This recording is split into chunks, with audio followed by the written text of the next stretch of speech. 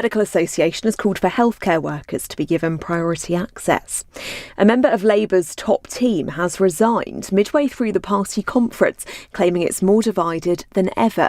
Andy McDonald's left his post as Shadow Employment Secretary. He's criticised leader Sir Keir Starmer's stance on a national minimum wage.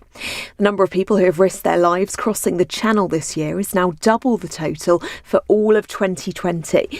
With more than 3 months left of the year, more than 17,000 migrants have succeeded in reaching the UK. More than 50 people have defied a High Court injunction to block the M25 for a 6th time in just over 2 weeks. Climate change activists targeted Junction 14 close to Heathrow Airport this morning. The LBC Markets report in the city, the FTSE 100 has closed up 12 points at 70.63. The pound buys $1.37 and €1.17.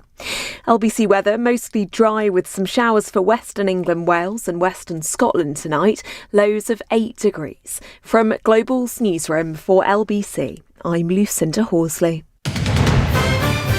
This is LBC from Global. Leading Britain's conversation, Cross Question, with Iain Dale. Hello, a very good evening and welcome to the Labour Party conference in Brighton. So Barry, your reaction to this shock news that Andy McDonald has resigned. You were in Jeremy Corbyn's shadow cabinet with him. What do you make of it? Well, it is exactly that. I'm shocked. Andy has been, I think, an amazing voice for working people, and that voice was obviously appreciated by the party.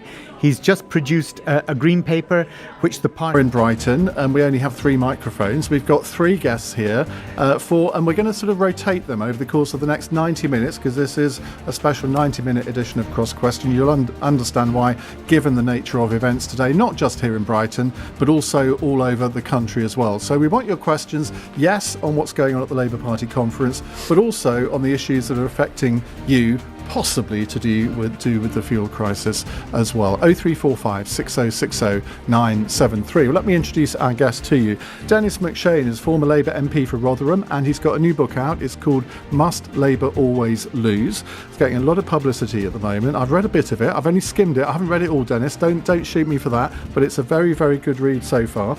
Jamie Driscoll hasn't got a book out, but he may have his memoirs out at some point, I guess.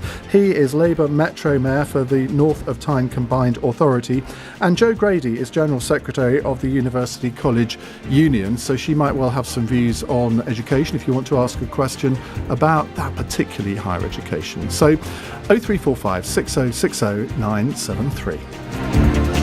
Call 0345 6060 973. Tweet at LBC. Text 84850. Cross Question with Iain Dale. This is LBC.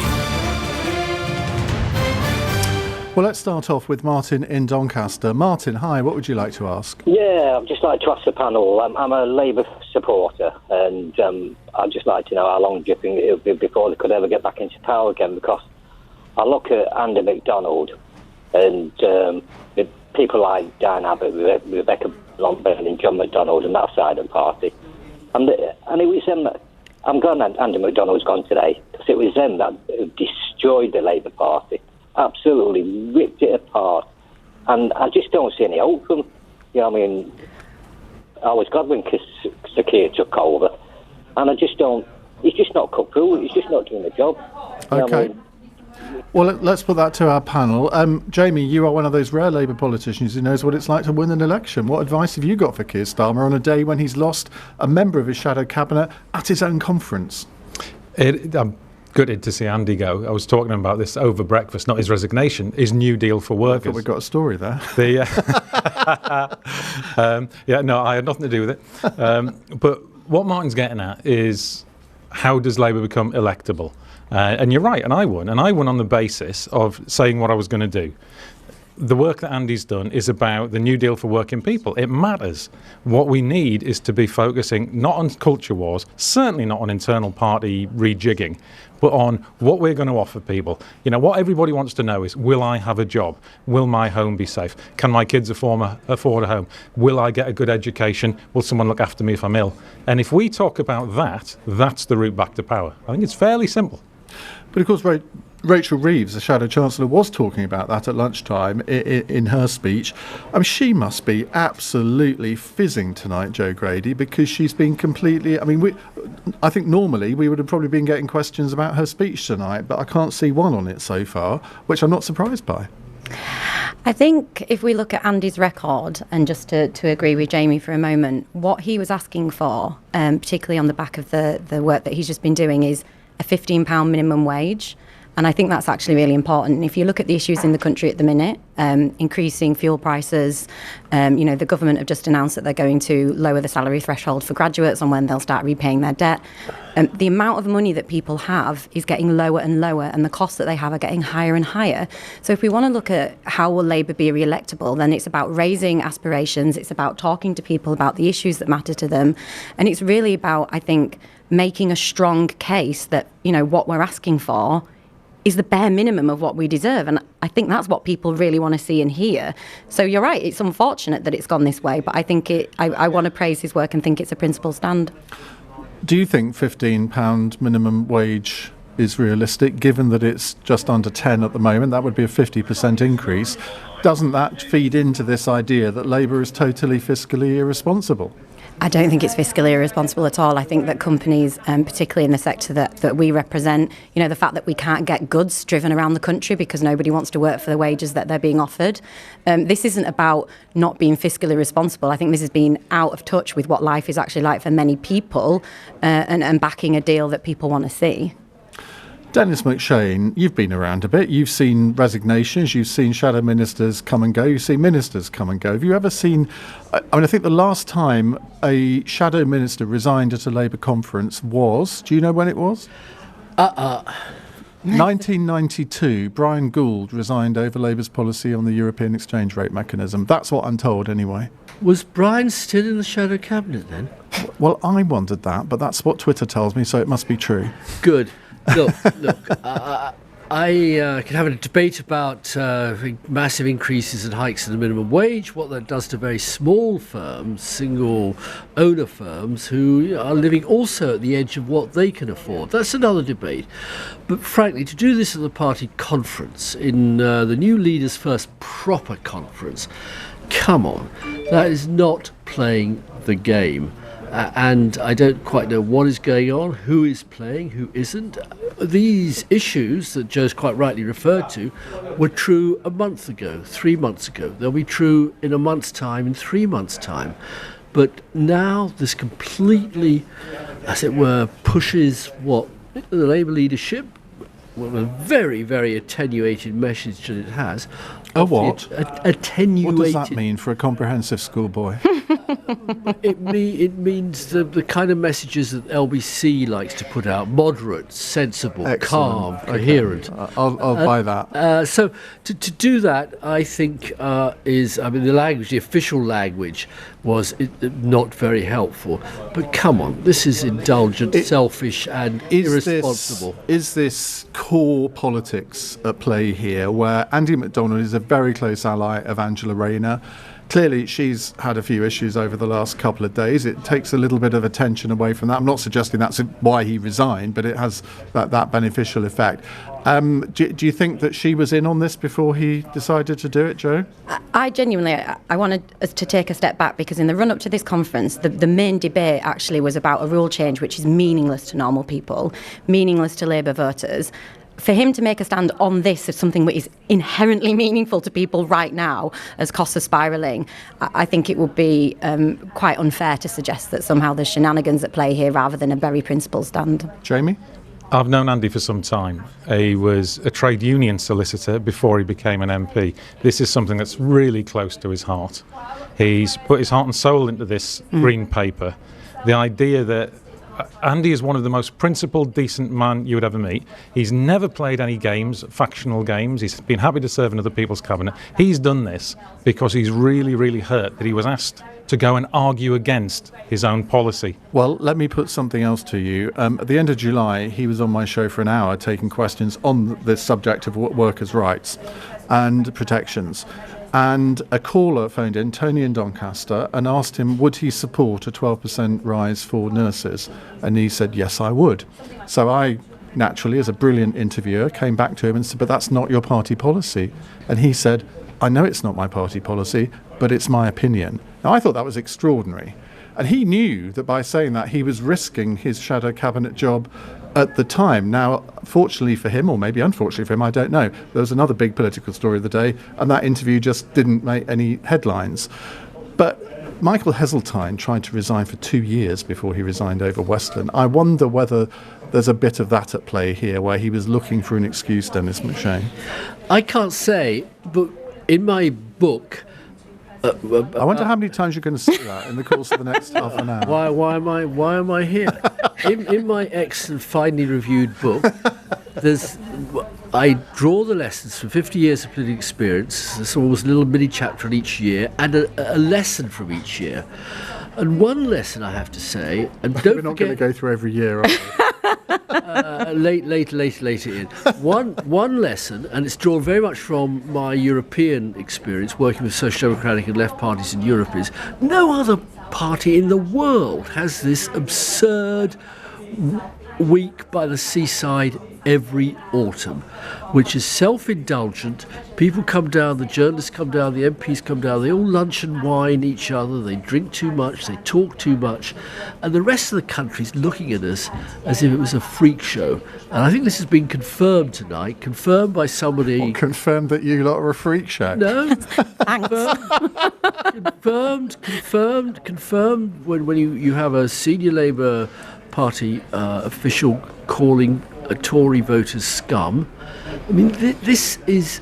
I mean, the message from this conference, I feel very sorry for Sir Keir Starmer, because I don't think he orchestrated it, really is very, very unfortunate. I say no more than that. OK, 0345 6060 973 is the number to call. More of your questions, which we'll put to Dennis McShane, Jamie Driscoll and Joe Grady in just a second. You're listening to LBC. It's 8:15. LB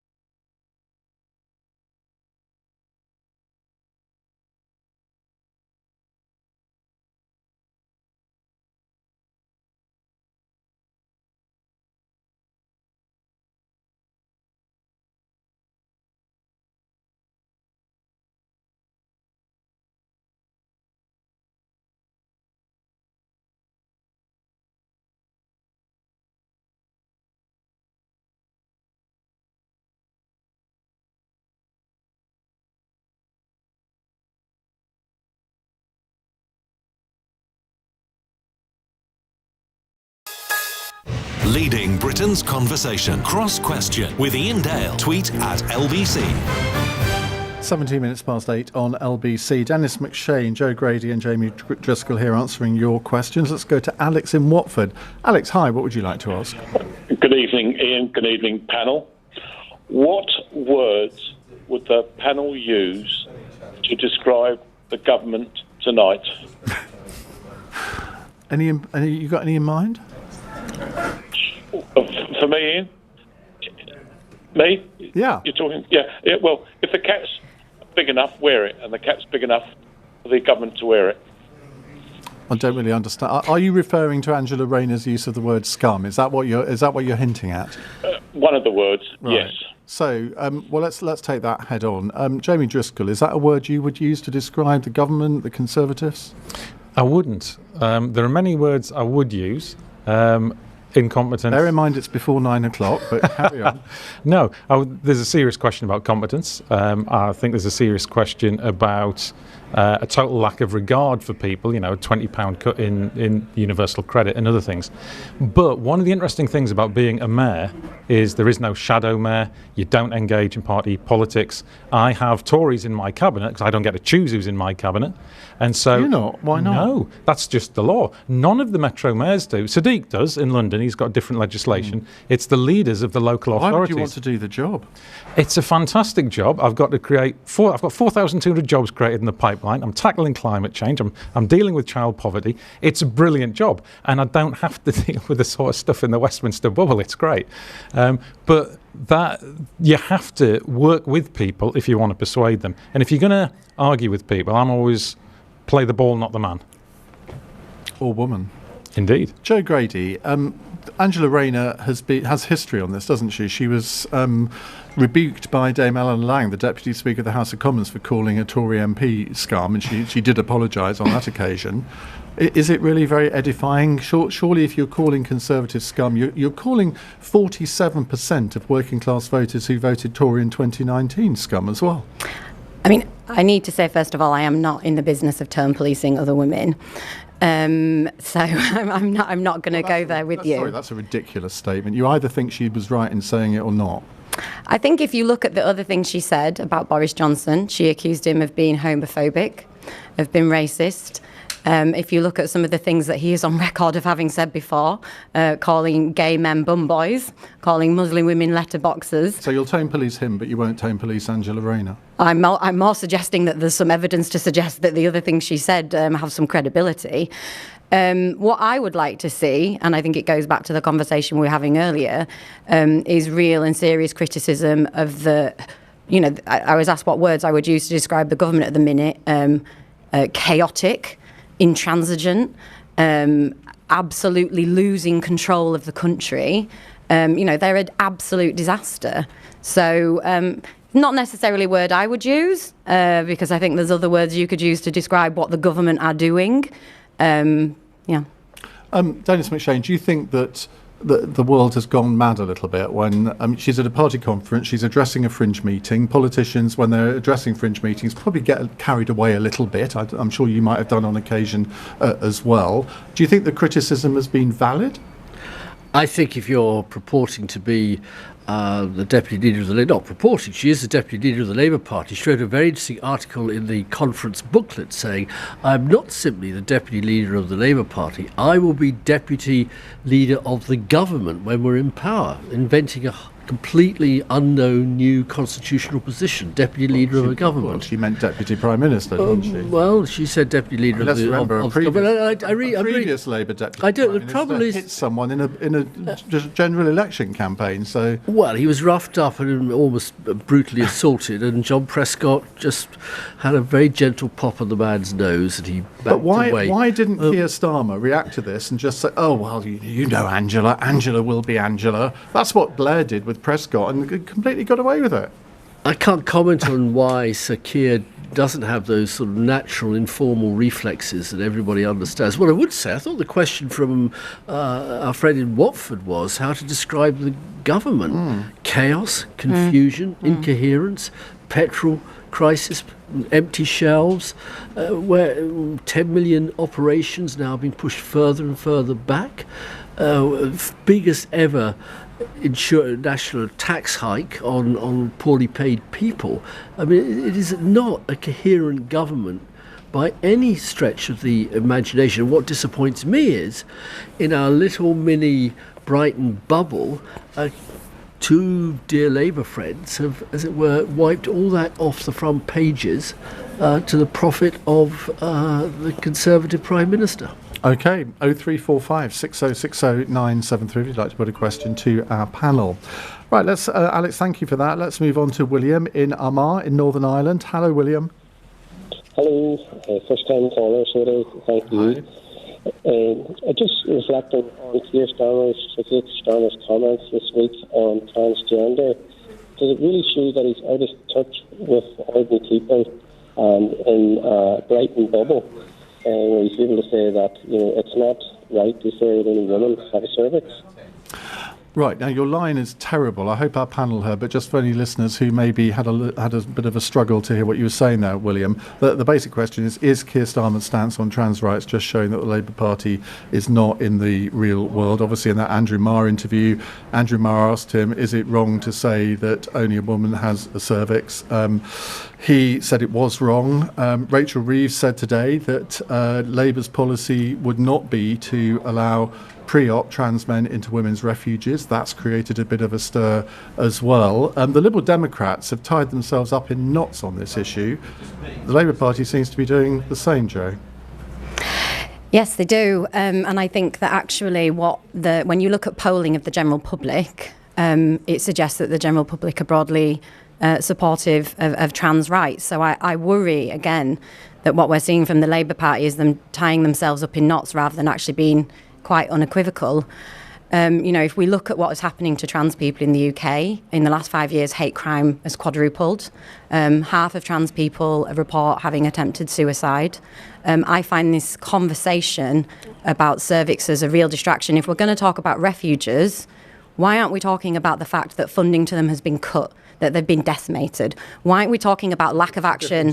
But it's not, because actually when people want to talk about cervixes and safety for women in spaces, we need to have proper conversations about violence against women and about why, following Sarah Everard, we now have Sabina and we have no action on this. So for me, this conversation is not the conversation that women need when we want to be safe. This is a complete distraction, actually, because if men want to attack us, they do it. They don't do it under these kind of stories that are presented all the time. And any woman listening to this call either knows that themselves personally or knows it because of a woman dear to them. Dennis McShane. I agree very much with that. I attended the Sarah Everard Memorial in Clapham Common, and I was appalled at the police brutality there. And I do think that we need to have a new police commissioner in London who cracks down on the assaults. That ship may have sailed, Ian, but some ships shouldn't sail, and it's right to say that London and the whole country deserves police leadership that tackles violence against women. But that, with respect, isn't about the use of language and the humiliation of a great Labour woman MP, Rosie Duffield, simply because she chose to use her form of words. I mean, nobody is more solidaristic, supportive of women's rights and trans rights, in my experience, than Rosie. But she's too frightened to come here because the hate language of a tiny minority, and I can remember this against gay people and in other examples, and we've got, as a Labour Party, to both stand up for the rights of trans people and women, Joe's absolutely right, but also for the right of people to say what they think, what they believe within the broad context of acceptable language. And if we fly away from that and shy away from that, we will turn off an awful lot of voters. Jamie. Well, trans people who suffer the most outrageous bias against them, women who suffer the threat of violence. There's a common cause to be made here on almost everything. Occasionally, you get to very specific issues that need a resolution in law, such as changing rooms, such as rape crisis, all of these sorts of things. And these are the spaces where I think we need to have a proper debate about it, because eventually a legislative answer needs to be found. I don't know what that is. I don't have the experience of the fear of sexual assault the way a lot of women do. I don't face the abuse as a straight white man that trans people do, so my lived experience probably doesn't give me much insight into this. But I do think it's something that the best answer is some sort of proper commission to look at it and find a solution and then agree to support each other on everything else. In a sense, this is emblematic of the society that we live in nowadays, where everything has to be black and white. There's no sense of nuance here. That if you believe wholly in sort of full trans rights, you think you will believe that if somebody declares that they are trans, from that moment on, that has to be respected. But if you look at, and I completely accept what you say, Joe, that the instances of these kind of attacks that people talk about, whether it's in changing rooms, whether it's in women's refuges, whether it's in prisons, are comparatively rare, but they occur often enough for women to be concerned about that, don't they? I don't think they do. I would like to see you right now cite me the evidence that they actually are occurring with the frequency that means that we're worried. I was looking at some figures the other day in prisons, for example, where quite a high percentage of trans women in women's prisons have been sex offenders previously. Now, I don't know what conclusion to draw from that, but it was something like 40 or 50%, which surprised me, I must say. And I don't believe that there have been dozens of examples of men who've declared themselves trans and then gone into women's refuges and committed terrible acts. I'm sure there haven't been that many, but one is enough, isn't it? I really think that this is an utter distraction, because what it does is it directs the conversation to, we're not even sure now, you can't even reach and show me the data that this is worthy of, therefore, legislating around an entire area on the basis of we think this might have happened or we think it can. As a woman, I have solidarity with trans women, with non-binary people who are seeking refuge and who want to be safe. The idea that we then have to leap for this example that we're worried about in order to completely destabilise the debate is not helpful to women. And when we're living in the history of, seeing rape has almost become something that it is impossible to get a conviction on. We might as well have legalised rape now in the UK.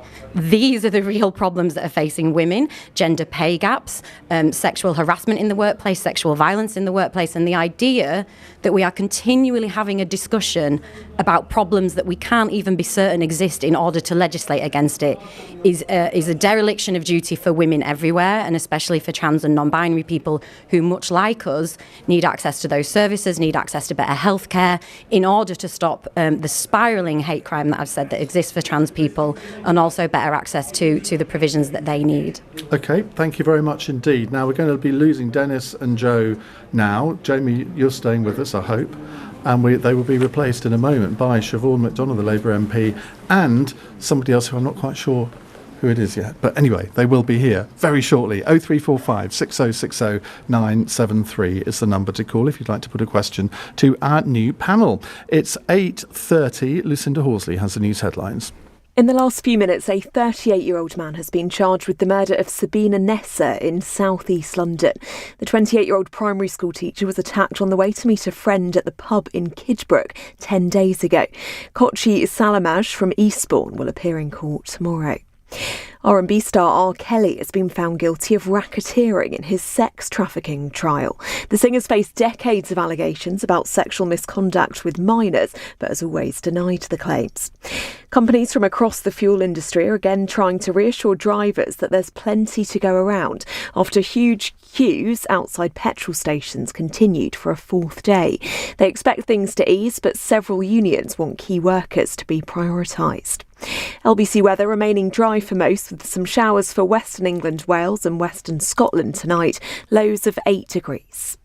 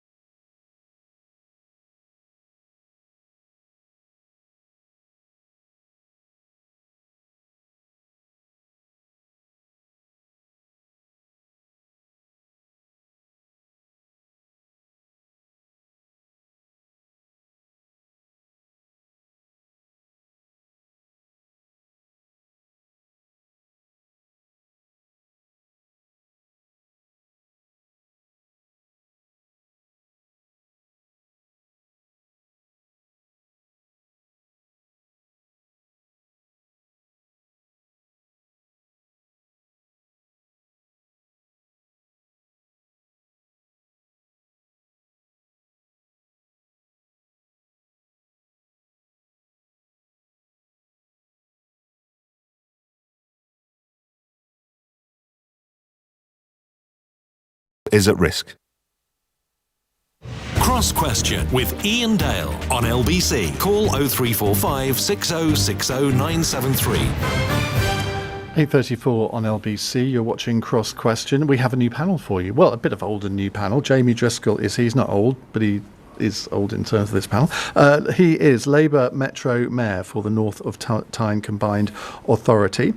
Joining us also, we have an old friend of the programme, Siobhan McDonnell, Labour MP for... Not so much of the old. Oh, sorry, Siobhan. As soon as I said it, I thought that was a big mistake. Labour MP for Mitcham and Morden. And Ellie Mae O'Hagan, who's Director of the Class think tank. Welcome to both of you. Let's go to our next caller. Actually, before we do, breaking news, a man has been charged with the murder of Sabina Nessa. Kochi Salamj will appear in court tomorrow. Not sure if that was covered in our news bulletin or not, so I thought I'd just confirm that. Mike in Reading has the next question. Hello, Mike. Good evening, Iain, and Hello. Good evening, panel. Question is this. So, as reported in the FT yesterday, what did the panel think about the government's plan to reduce the threshold for repaying student debt from £28,000 to £23,000 a year? Ellie, what do you make of that? Because, I mean, that's presumably something that your think tank will be looking into quite deeply. Well, what we tend to look into is the working life of British people. And what we're finding is that, the headline economic figures at the moment say unemployment is going down. That's a good thing. And our response at Class is, sure, but we actually need to talk about what kind of work are people doing. And what we're finding is there's been a huge explosion in temporary work, in part-time work, and in underemployment, which means people are not getting the number of hours that they need to put food on the table. And I think this is just another kick in the teeth for young workers who are entering into an economy that's more insecure, that's more low paid, and now they're going to be looking, these low paid workers are going to be having to pay a sum of their money every month to pay their loan back. And I think we ought to remember as well that the politicians who are introducing this loan benefited from free university education. So I think it's not only is it a hypocritical policy in that respect, but again, we just need to remember these are workers that we're talking about, working people of this country. And again, it's the lowest paid that are being treated the worst. I mean, on the face of it, if you're going to have a levelling up agenda, which I think people across the political divide can think is a good thing, why would you do this? Because you can argue if the threshold was around 28,000, that is kind of the average income in the country, so you can make a theoretical justification for that, but 23,000 is not, is it, Siobhan? Well, no, it's your entry teacher, it's your entry nurse, and so you're going to hit people who would make those choices once they'd finished their university education. And, if we're looking at the levelling up agenda, we need to look at the whole generational thing, don't we? Just how much are we expecting from our young people, not only paying back their loans, but in private rented accommodation where the rent is extraordinarily high, earning less than perhaps their mums and dads did, issues about pensions. There's only so much that generation can actually take. And what we know now is that you don't get rich by going to work. You get rich by your assets and how much your properties go up, how much your stocks and shares. And so I think it's kind of much wider than hammering the same generation with more. We have to look for those of us who actually have got a very good deal and are probably not any longer paying the contribution we should. And I mean, you and I would have had free tuition fees, didn't have student loans. But of course, there was only, when I went to university, it was only 17% of 18-year-olds went to university, whereas that's increased massively. Yeah. Jamie, this is a dilemma I think that any government's going to have. And if you want to expand higher education, whether it's university education or other forms of education, it's got to be paid for somehow. Now, on the face of it, I can't quite see the justification for lowering it to 23,000, but if you're going to have this system, it's got to be paid for somehow. A huge part of my job is creating jobs. So I talk to CEOs, I talk to the business organisations, I talk to the CBI just today. And what everybody tells me is they want a highly skilled workforce. So that means lots of people going to university. we shouldn't see this as something the individual has to pay for. We should see it as the same way as we see primary and secondary education, the same way we see the NHS, the same way we see road infrastructure. It is the foundation of any modern economy. So we have to find a way whereby this is paid for in general. Now, that's a whole big taxation debate. You know, should we have wealth taxes? Should we have income taxes? Should we have corporation taxes? But that's the way it's got to be, because at the moment it massively disadvantages people who've done something that requires a great deal of skill but really isn't very highly paid. A lot of these are key workers, social workers and so on. Jamie, I'm not sure that I completely agree with you. I do think the opportunity to go to university means you should make a contribution. I think the balance is how much of a contribution. And what we know is that when the coalition government came in, the reason why fees went from 3 to 9,000 had nothing to do with spending more on universities. It had to do with public expenditure cuts. So the students were launched at making up the difference, but nobody got any more money, got better educated, got a better service. It didn't actually affect, bizarrely, because I can't quite see the logic of this, but it didn't seem to affect the number of students going to university. You would have thought that the numbers would have plummeted, but in fact, they went up. Yeah, but don't you think that's because if you can transport yourself back to being 18, you know, this money will be paid at some time in the future. And as always, there will be people who come from well-off families who have, you know, who are helped. I'm sure you know people, we all know people who whose mums and dads say, no, we'll make sure that, you know, you don't come out owing any money. But that's not an opportunity for all students.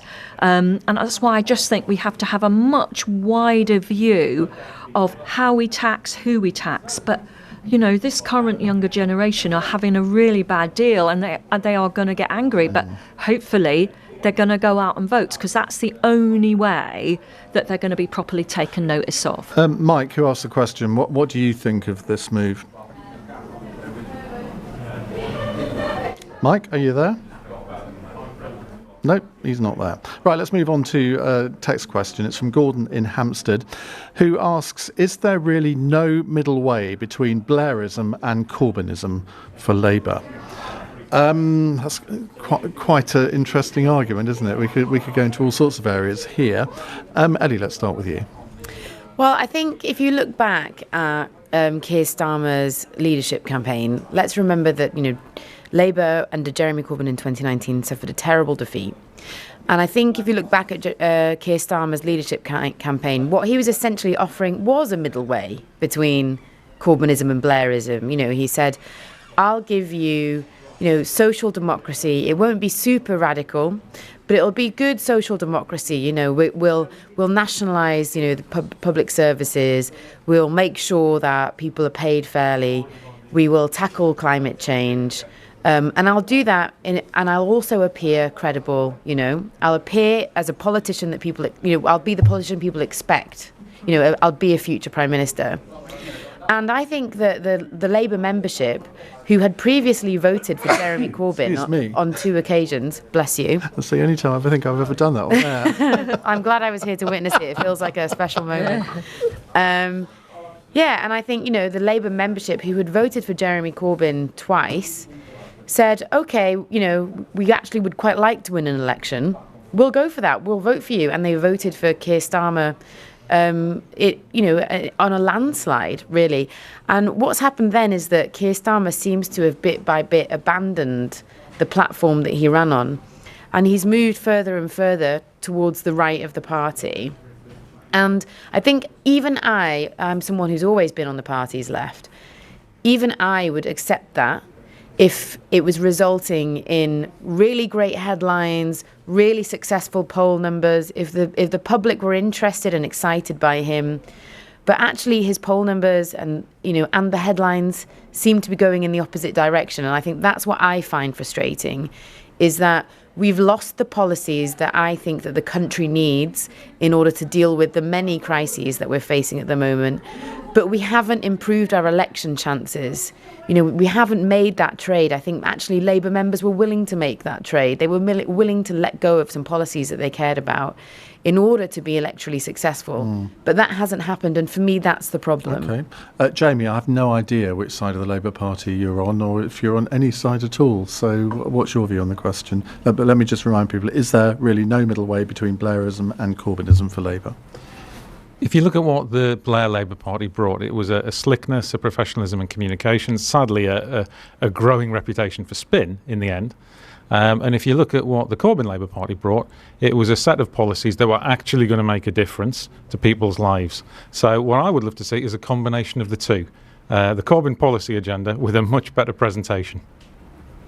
Now, as the arch Blairite on the panel, Siobhan, what do you think of what Jamie just said? Yeah, he wants something that's not going to happen. You can't present Corbynism in any way that the British people will elect. But that's not true. We win from the centre. Can I point out, Siobhan, they elected me. Yeah, but also that's not true, because poll after poll after poll, there's just been a poll that shows that there's overwhelming support for nationalisation of energy, of living wage, sick pay, of banning of zero-hours contracts. These were always tackling the climate. These are all Corbyn policies. They're overwhelmingly successful. There always is, until you associate it with Jeremy Corbyn. But that's exactly what Jamie was saying. So and it's not about presentation. It's about the fact that people do not trust us with the economy. People will tell you that every policy in the 2019 general election was enormously popular. Did that translate in people wanting to vote for us? No, it didn't. But isn't that what the point that Jamie's making? I do not believe, Ellie, that you I've smashed my jobs target by a factor of 6. Good for you. I have 0 gender pay gap in the authority Good for you, I rule. Jamie. And what's happening, that is how we project economic competence. No. If we put the mayors front and centre, we would be a lot better. What is happening to the parliamentary seats in your area? The majorities for Labour MPs went down significantly. Many of my greatest friends fought to keep their seats that were previously considered to be safe seats, because people did not want Jeremy Corbyn to be the Prime Minister, and his direction of travel. Don't you have to stop talking about Jeremy Corbyn when you've been in power since 2019? That was the question. And actually, your agenda. That was the question. But the point that I think Jamie's making is that Corbynism as a philosophy, if you can call it that, if it had a more credible leader, an electorally popular leader, that might be a platform to win an election. But I don't believe it would, on the basis of the fact that I canvass every week, I knock on doors endlessly, and that's not the country that people want. People do not see us as aspirational, as wanting a better future for those people who work hard and hope for the best. And that extends across class.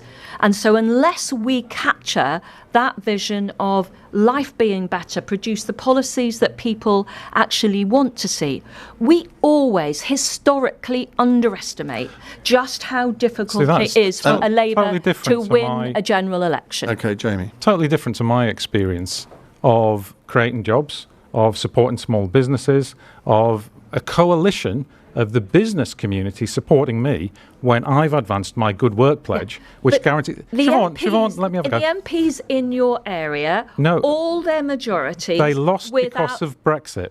No. Yes, they did. If you look at any single poll, the top issue in those polls, and I'm sorry, Ellie, for mentioning his name again, was Jeremy Corbyn. People in this country do not want a hard left Labour government, and they are not going to elect it. And for as long as we continue to present that, we're going to get bad election results. So, and the Rachel issue, Reeves, the 28 billion on climate change, is that hard left? The issue for any left of centre party, for somebody who runs as leader to the membership, is on tax to the left, When they become the leader and want to become the Prime Minister, or in the Democrat case in America, the President, they then tack to the right. And people just want people who are genuine, who say what they think. Like Cuomo used to say, you campaign in poetry and Absolutely. you govern in prose. Well, we're going to actually come on to a related question in a moment about something that Rachel Reeves announced today in just a second. You're listening to Cross Question on LBC. It's 8:49. Nick Ferrari at breakfast. Back tomorrow morning from 7. Listen on your radio and on Global Player. Shadow Chancellor Rachel Reeves, the same question that was put to the party leader. Is it transphobic to say only women have a cervix? This issue has just become so divisive and toxic. Is it transphobic, yes or no? Is it transphobic?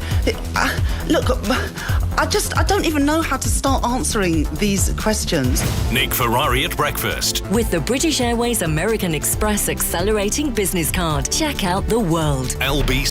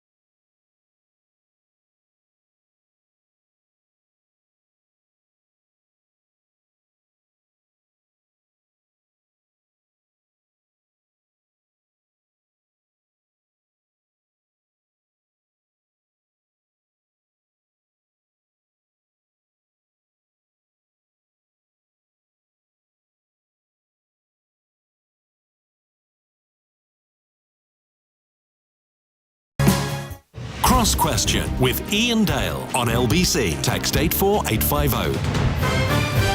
8:53. Let me just tell you, at 9:30, Len McCluskey is going to be joining me for the final half hour of the programme. He's got a book out at the moment. We're going to be talking about that, called Always Red. Very unoriginal title, I think, in a way, but I'm looking forward to that. And then between 9 and 9:30, I want to get your views on the resignation of Andy McDonald. So if you've got views on that, the number to call 0345 6060 973. Our panel: Siobhan McDonough is Labour MP for Mitcham and Morden, Ellie Mayo-Hagan is Director of the Class think tank, and Jamie Driscoll is Labour Metro Mayor for the North of Tyne Combined Authority. And that's the last time I'll have to say that. Thank goodness for that, because it's very difficult. Right, final text question from Georgina in Shrewsbury. Rachel Reeves wants to scrap business rates to save the high street. Is that all it takes?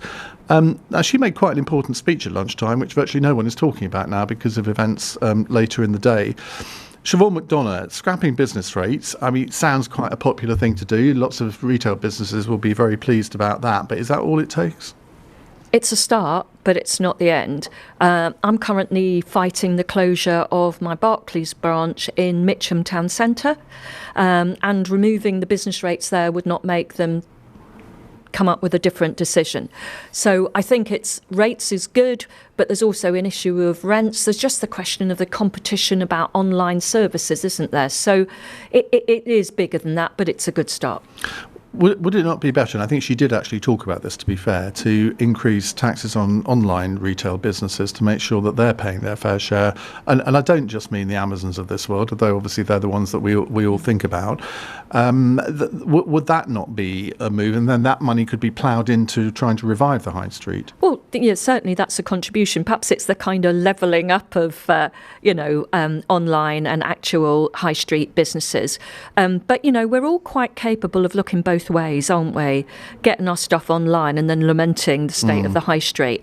And the people who lose out are Are you pleading guilty to that, Siobhan? No, actually, I like to go to shops, but I can quite see how that that is easy. But the older people who are disabled, all that sort of stuff. It's so sad to see some of our town centres. It is sad, but I mean, Barclays presumably have got a reason for closing their branch, and it must be because many of their customers in your area are now using online banking, and the footfall going into the branch doesn't justify keeping it open. Well, and they're not providing a social service. But why not? I mean, they're always the government is always there for them when the going gets tough. They did very well out of the backing of loans during coronavirus. Many banks, not particularly Barclays, got lots of support during the crash in 2008. The hand is always out when there's trouble to the to hand out to the government. Sometimes some things need to go the same way back, and that many of the customers of Barclays have stood by them over decades and have a reasonable expectation that they will then still provide a service. I don't mean to have a go just at Barclays, but they their first six months' profits this year were considerably up, over £5 billion. They're not about to go bankrupt, and they do need to provide support. Other banks are available. Jamie, now I'm quite interested in this because, I mean, in the northeast, is the situation the same as it is in Siobhan's area, that sort of high streets struggling to survive? The problems, I think, are countrywide. Certainly when I talk to my fellow Metro mayors, they all have the similar issues. The removal of business rates is a necessary condition, but it's not going to fix it on its own. What we actually need to acknowledge is that the changing spending patterns with online are not going to significantly change, and we need a redesign of it. The approach of making it cheap to sell on the high street does not necessarily mean that you're still going to have more shops on the high street. We need to be repurposing high streets. We're doing work on that in my combined authority, and this includes a lot of things like the upper floors above shops have long been empty and dead weight effectively. So turning those into affordable housing gets more footfall on the high street. We've got to ask why we want footfall on the high street, and this is often there's a lot of community services there. You need a sufficient density to make some businesses work. When we're moving towards dealing with a climate emergency, we want to be getting towards 15-minute neighbourhoods. So these are the sort of things why we do need that sort of centre of a community. What does that mean? That's where all of those services that you might need, like to go to your doctor, to pay money into a bank, whatever else it might be, you can actually get there by walking and back in 15 minutes. So that's how we get away from all of the transport problems that we're facing with the climate emergency. Ellie? I think that we sometimes make the mistake of talking about policies as though they exist in isolation. And we need to remember what's going on in people's lives more broadly. So we're seeing a cut to universal credit of £20, which is a huge blow for millions of working families. We're seeing an explosion in low pay. We're seeing sick pay, which is not a level that you can live on. We're basically seeing a low-wage, insecure economy. And what that means is people don't have the money to spend in high streets. Not only that, we're seeing cuts to youth centres and to community services, which means that towns are no longer no longer a sort of community hub, but are actually becoming deserted. There's a lot more boarded up shops. So yes, I think Rachel Reeves made a good proposal today, but we actually need to go much further than that and much broader. In order to save our high streets, we need to put money in people's pockets. That means £15 an hour. We need to have sick pay at the living wage so that people don't have to choose between going to work and infecting their family and their colleagues with sort of deadly illnesses, as we've seen over the last year. We need to, not only do I think we need to keep the £20 for universal credit, but we actually need to boost universal credit to be a number that people can live on. And we need to invest in public services in our communities, so youth centres, places for people to go and that kind of thing. We're slightly running out of time, and I want to fit in a fun text at the end, which I know you'll all love. Dawn Butler, this is from Julian Teddington. Dawn Butler hosted her Jamaica party last night at conference. Were you there? And which Labour politician is the best dancer? Jamie? I wasn't there, no. I don't know which Labour politician's the best answer. It certainly isn't me. But I do have a meeting with Michael Gove on Thursday, so maybe he qualifies. Well, I'll pass on your regards on that one. Siobhan? I am normally there, and Dawn organises a really great party. And I understand that Rosanna Allen Khan from Tooting is a pretty fabulous dancer. I'll take your word for that, Ellie. Well, one year I was at Pride, the LGBT sort of parade, and I saw Angela Rayner there, and she was dancing in ginormous heels, and she also looked absolutely fabulous. So I think that she could probably throw a few shapes. I'm appalled that none of you have mentioned Strictly Come Dancing's Jackie Smith. Oh, Jackie's wonderful. You know we think Yeah, that. too late, I'm afraid. Thank you all very much indeed for joining us on Cross Questions today. It's Ellie Mayo-Hagan, Siobhan McDonough and Jamie Driscoll. Coming up in a moment, we'll take your calls on your reaction to Andy McDonald's resignation. What does it say about Labour? What does it say about Labour's agenda when Andy McDonald feels he has to resign because his party leader can't support the policies that he wants? 0345 6060 973. You're listening to LBC. I'm Iain Dale. It's 1 minute past 9. On your radio, on Global Player, and Play LBC. leading Britain's conversation. This is LBC. From Global's newsroom, a 36-year-old man has been charged with the murder of primary school teacher Sabina Nessa in South East London. The 28-year-old was killed as she walked to meet a friend in Kidbrooke 10 days ago. Kochi Salamash is understood